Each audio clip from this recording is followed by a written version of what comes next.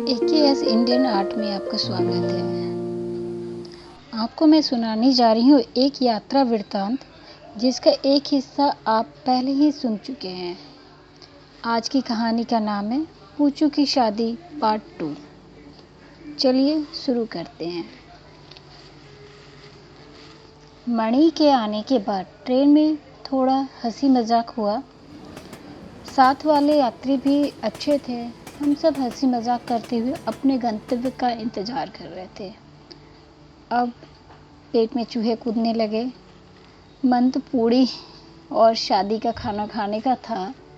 क्या लजीज खाना होगा। खैर, घर से लाया हुआ वही आलू पराठा और चावल खाना पड़ा, जो भाभी ने बना कर दिया था। अब 11, 12, 1 बजने को आए। पूचू के घर से भी बार बार फोन आ रहा था कि कहाँ पहुँचे। धीरे धीरे समय बीत रहा था। कैसा होता है ना, जब आप इंतज़ार करते हैं तो समय और भी लंबा लगने लगता है। ट्रेन भी भाव खाते खाते तकरीबन 2:30 बजे कटिहार पहुंची।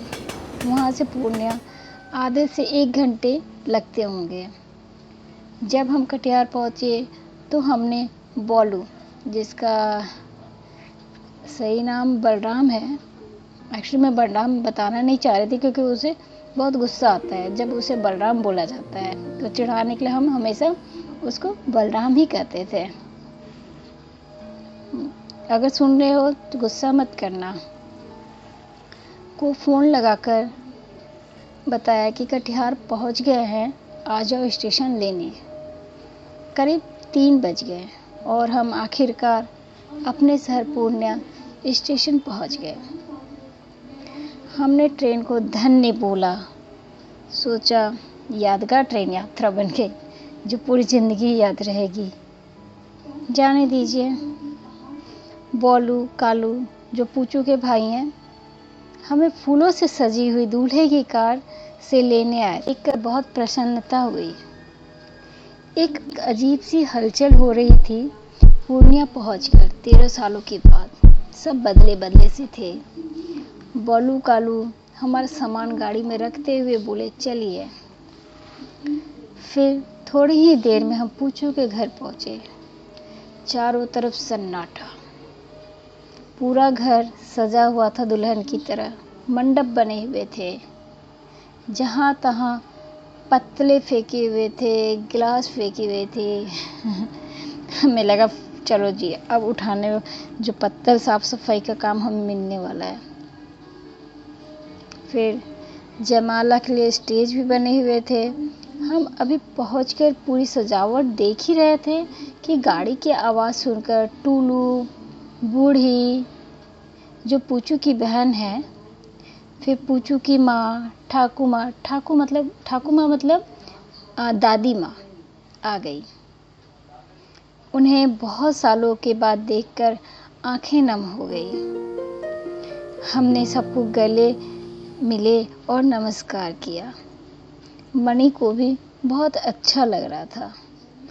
पूचू, टूलू तो वैसे ही लग रहे थे। हाँ, थोड़ा खाते पीते परिवार के लग रहे थे। आप समझ ही गए होंगे मेरा इशारा किधर है। हम वही रास्ते वाला कपड़ा पहने स्टेज पर तस्वीर खिंचवाई सबके साथ। बहुत अच्छा लग रहा था वहाँ जाकर। गोवा, मनाली, मसूरी और भी अच्छे जगहों से भी अच्छा हमारा पूर्णिया लग रहा था। 4 बजने वाले थे। अब हुआ कि सब खाना खाने के लिए जिद करने लगे। हम घर में पहुँचे, हाथ मुंह धोकर खाना खाने बैठे। बहुत आदर से हमें खाना खिलाया। तब तक पूचू कमरे से बाहर आई दुल्हन बनी हुई। बहुत प्यारी लग रही थी वो छोटी सी पूचू, जिसे हमने करीब 10 वर्षों का देखा था और आज दुल्हन के वेश में देख रहे हैं। खूबसूरती बयान नहीं कर सकती। थोड़ी देर गप्पे मारने के बाद 5, साढ़े 5 बज गए।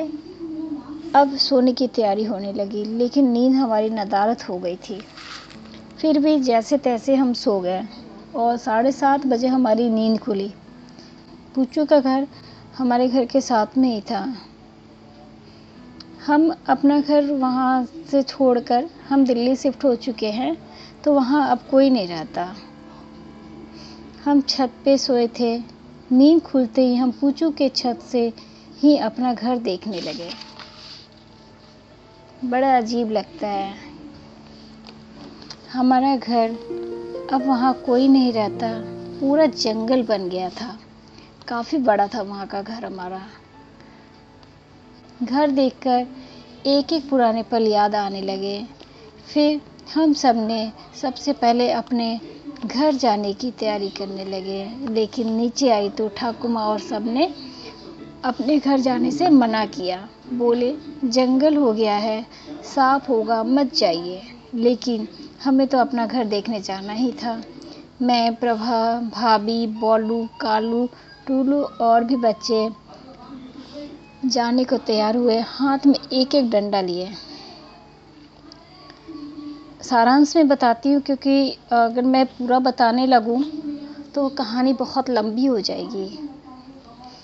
अपना घर हमने पूरे जंगलों के बीच घूमा, लेकिन एक भी कीड़े मकोड़े और सांप नहीं दिखा।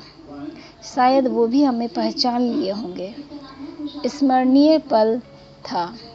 चलिए फिर चलते हैं पूचू के घर। नहा धोकर हम तैयार हुए। बंगाली की शादी में शादी के दूसरे दिन भी काफ़ी रस्म रिवाज होते हैं।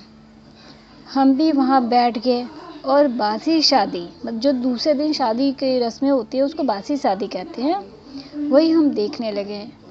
शाम में पूचू की विदाई हो गई। करीब 5 बजे माहौल गमगीन हो गया। सबके आंखों में आंसू थे। इस तरह पूचू अपने ससुराल चली गई। वही पूर्णिया में ही उसकी शादी हुई थी। आज के लिए बस इतना ही। बातें तो बहुत सारी हैं पूर्णिया की, लेकिन बहुत लंबी हो जाएगी मेरी कहानी। तो पसंद आए तो बताइएगा, ताकि मैं ऐसी कुछ कहानियाँ लेकर आऊँ आप लोगों के लिए। और मेरे चैनल को ज़्यादा से ज़्यादा लाइक, शेयर एंड सब्सक्राइब कीजिए। धन्यवाद।